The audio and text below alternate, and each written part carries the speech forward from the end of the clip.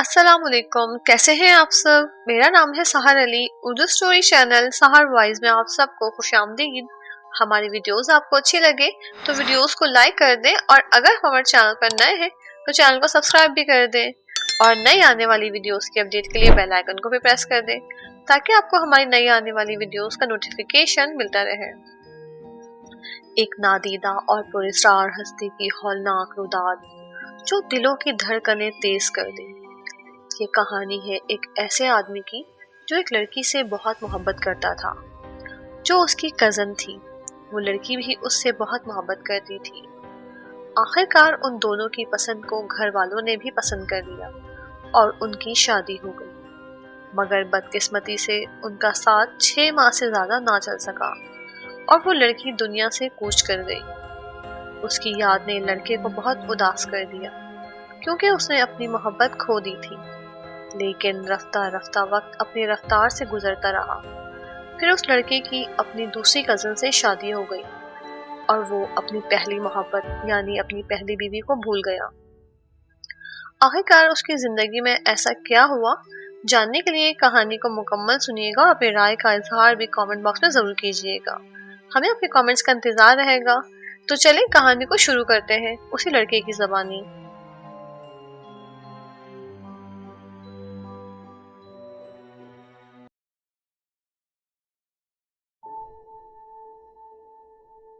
मेरी दूसरी बीवी का नाम जाहिदा था, जिसे अचानक फालिज का अटैक हो गया और घर का सारा निजाम धर्म भरम हो गया। बहुत सी मुलाजमाएं रखी मगर 7 बच्चों की जिम्मेदारी कौन उठाता। अच्छी तनख्वाह देने के बावजूद भी जो मुलाजमा भी रखता वो चंद दिन बाद ही भाग जाती। ऊपर से बीवी बच्चों की हालत देखकर मुझे शदीद गुस्सा आता। दुकान से थका हारा घर आता, घर की हालत देखकर थकन मजीद बढ़ जाती। सबसे बड़ी बेटी माशाल्लाह 9 बरस की हो चुकी थी। वो अपने छोटे छोटे नन्हे मुन्ने हाथों से बर्तन धोती, घर के छोटे मोटे दीगर काम करती तो मेरी आंखें भर आती। खाना में रोजाना बाहर से लाता था। फिर जायदा की देखभाल में घन चक्कर सा बन गया। पिछले 1 हफ्ते से एक खातून मेरी दुकान पर आ रही थी। कभी वो चीनी ले जाती और कभी लड्डू, इसके अलावा वो कुछ और ना लेती। मैं हैरान था कि ये सिर्फ 2 ही चीजें लेके जाती हैं। वो तकरीबन 30-35 बरस की खातून थी।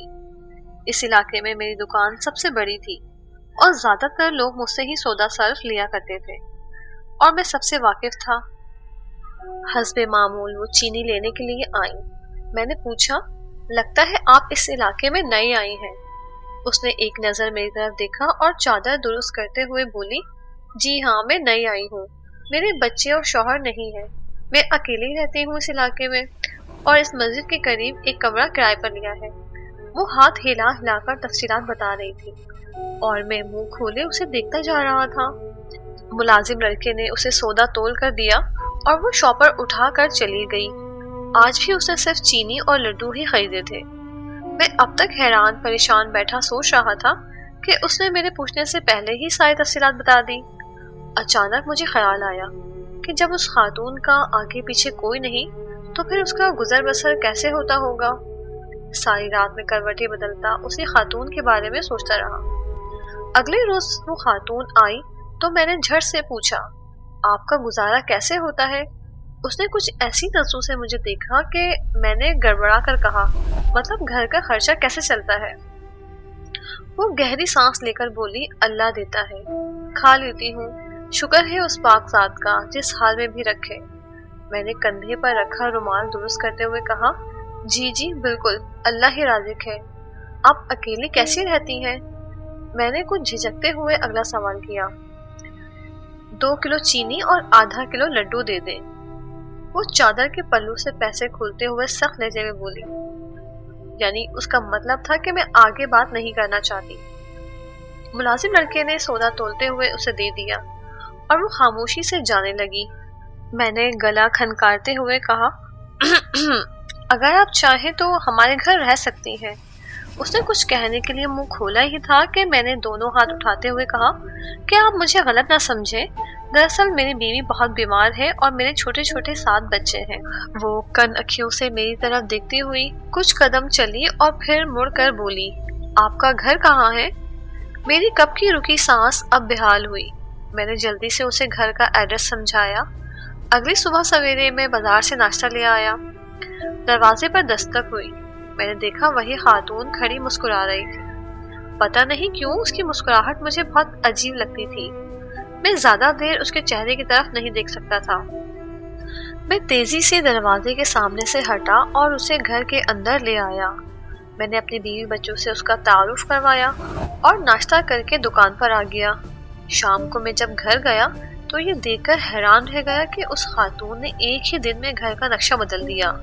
صاف ستھرا مہکتا ہوا گھر، ایک مخصوص خوشبو گھر کے کونے کونے سے پھوٹ رہی تھی۔ صاف ستھرے نہائے دھوئے تمیز سے بیٹھے بچے۔ میں نے بازار سے لائے ہوئے کھانے کو شاپ پر اس کی طرف بڑھایا تو وہ مسکراتی ہوئی بولی، میں نے کھانا پکا لیا ہے۔ میں نے کہا، اوہ اب تو میں لے کر آ گیا، چلے خیر آئندہ مت لائیے گا۔ وہ مختصر سی کہتی کھانے کے شاپر پکڑ کر کچن میں چلی گئی۔ میری بیوی بھی آج صاف ستھرے لباس میں لیٹی ہوئی تھی۔ اس کا کمرہ بھی چمک رہا تھا، مگر پتہ نہیں کیوں اس کے چہرے پر عجیب سی بے چینی تھی۔ وقت گزرتا گیا، بچوں نے اسکول جانا شروع کر دیا۔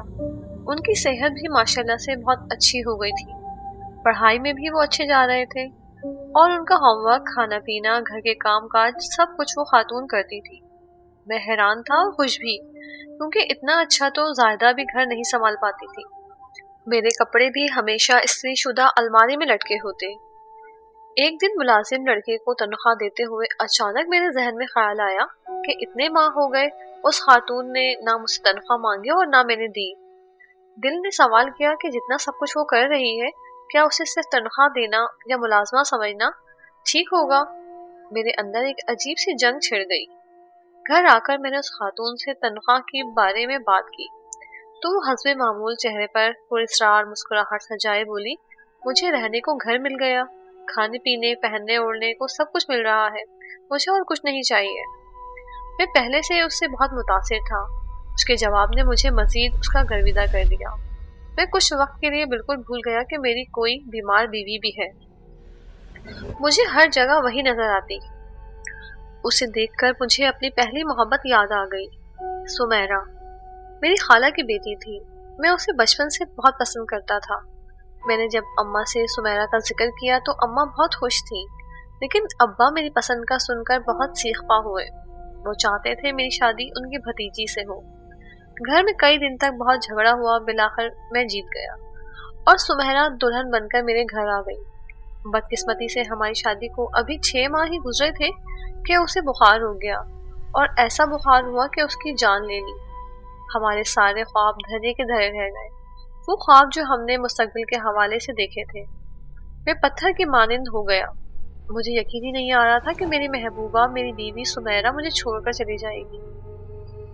میری حالت مجنوں سی ہو گئی۔ میں سارا دن سمیرہ کی قبر پر بیٹھا رہتا۔ اماں میری حالت نہ دیکھ سکی اور وہ بھی چپ چاپ سمیرہ کے پاس چلے گئی، یعنی اللہ کو پیاری ہو گئی۔ میں اس دن ابا کے گلے لگ کر بہت پھوٹ پھوٹ کر رویا۔ پھر ابا کی خواہش پر میں نے ان کی بھتیجی سے شادی کر لی۔ ٹھیک کہا کسی نے، وقت سب سے بڑا مرہم ہے۔ میں آہستہ زندگی کی جانب لوٹ آیا۔ ابا آپ بیمار رہنے لگے، ان کی جگہ دکان پر میں بیٹھنے لگا۔ اللہ نے مجھے ایک کے بعد دیگرے 7 بچے دیے۔ ابا اب زیادہ تر گھر میں ہی رہتے تھے۔ پھر میں بچوں کے معصوم کہکہوں میں کھو کر ماضی کی ساری تلخیاں بھول گیا۔ زندگی کافی خوشگوار گزر رہی تھی۔ ایک دن ابا ہمیں چھوڑ کر چلے گئے۔ میں ابھی ابا کے غم سے باہر نہیں نکلا تھا کہ زاہدہ کو فالج کا اٹیک ہو گیا۔ پاپا چائے؟ میری بڑی بیٹی ٹرے میں چائے کا مگ رکھے میرے سامنے کھڑی تھی۔ میں سر جھٹک کر ذہن سے ماضی کو پیچھے دھکیلتا اٹھ کھڑا ہوا اور میں نے پوچھا، تمہاری آنٹی کہاں ہے؟ میری بیٹی نے کہا، پاپا وہ آنٹی نہیں، ہماری مما ہے۔ میں بے ساختہ ہنس دیا۔ ایک عجیب سی خواہش نے میرے اندر سر اٹھا لیا تھا۔ میں جتنا دباتا وہ اتنی ہی شدت سے ابھرتی۔ تھک ہار کر ایک دن میں نے موقع دے کر اس سے کہا، مجھے آپ سے ایک ضروری بات کرنی ہے۔ اس نے کہا، جی کہیے۔ چائے کا مگ میرے سامنے رکھتے ہوئے بولی۔ میں نے ایک نظر مسکراتے ہوئے اس کے چہرے پر دیکھا۔ نہ جانے کیوں میں چاہ کر بھی اسے کچھ نہ کہہ پایا، اور اسی کشمکش میں کئی ماہ گزر گئے۔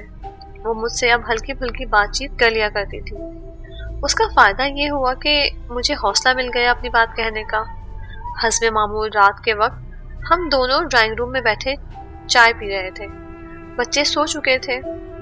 میں نے چائے کا گھونٹ بھرتے ہوئے دھیمے لہجے میں کہا، آپ نے میری بیوی بچوں کو، میرے گھر کو بہت اچھے سے سنبھال رکھا ہے، اگر آپ مجھے بھی سنبھال لیں تو۔ اس نے کہا کہ کیا میں آپ کا خیال نہیں رکھتی؟ الٹا وہ مجھ سے سوال کرنے لگی۔ حقیقتاً مجھے کچھ سمجھ نہیں آ رہا تھا کہ میں کیسے بات کروں۔ وہ مجھے یوں الجھن میں دیکھ کر بولی، آپ گھبرائیں نہیں، آپ کو جو کہنا ہے کھل کر کہیے۔ آخر کار میں نے کہہ ہی دیا، آپ مجھ سے شادی کر لیں۔ میں نے کنکھیوں سے اس کی طرف دیکھا، وہ مسکرا رہی تھی۔ اس کا مسکراتا چہرہ دیکھ کر میرا مزید حوصلہ بڑھا۔ جی تو آپ شادی کریں گے مجھ سے؟ میں نے سر اٹھا کر اس کی آنکھوں میں دیکھتے ہوئے جواب دیا۔ وہ کچھ ثانیے چپ رہی اور پھر بولی، آپ شادی کر لیں گے مجھ سے؟ میں نے کہا ہاں، کیوں نہیں۔ اس کی خاموشی کو دیکھ کر میں نے اندازہ لگایا کہ شاید وہ اپنی ماضی کی وجہ سے فیصلہ کرنے میں دیر کر رہی ہے۔ میں نے کہا کہ دیکھو، مجھے تمہارے ماضی سے کوئی مطلب نہیں، یہاں تک کہ اگر تم شادی شدہ بھی تھی تو بھی میرا ان معاملات سے کوئی واسطہ نہیں۔ مجھے کوئی مسئلہ نہیں، تم چاہے طلاق یافتہ ہو یا بیوہ، مجھے اس سے کوئی فرق نہیں پڑتا، مجھے بس تم سے شادی کرنی ہے۔ وہ گہری سانس لیتے ہوئے بولی، ٹھیک ہے، لیکن آپ وعدہ کریں کہ آپ میری حقیقت سن کر بھی مجھ سے شادی کریں گے۔ لمحے بھر کو میرا دل زور سے دھڑکا۔ جی میں وعدہ کرتا ہوں، آپ کا ماضی، آپ کی حقیقت کچھ بھی ہو، میں آپ سے شادی کروں گا۔ میں فیصلہ کر چکا تھا۔ اوہو، ایسے نہیں، وہ نفی میں سر ہلاتے ہوئے بولی۔ تو پھر کیسے؟ میں نے بھویں سو کرتے ہوئے کہا۔ تو وہ مسکراتے ہوئے بولی، ہاتھ ملائیں۔ اس کے کہنے پر میں کھل کر ہنسا اور اپنی جگہ سے اٹھا اور جا کے اس کے صوفے کے پاس نیچے بیٹھ گیا۔ میں نے گھٹنوں پر رکھا اس کا ہاتھ پکڑ لیا۔ مجھے عجیب سا جھٹکا لگا، میرا پورا جسم پسینے سے شرابور ہو گیا۔ میں نے تیزی سے اس کا ہاتھ چھوڑ دیا۔ اس کے چہرے پر وہی پراسرار مسکراہٹ تھی۔